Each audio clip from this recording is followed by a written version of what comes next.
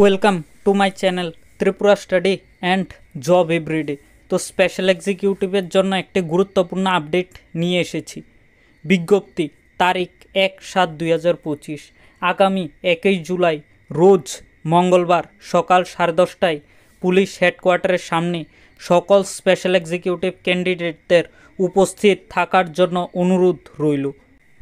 আমাদের merit list আউটের দিন ওই তারিখ না সঠিক বলা হলে আমাদের কার্যক্রম চলবে ওই দিন, আর আমাদের ওই দিন ডিজিপি স্যারের সাথে দেখা করার জন্য দিতে হবে।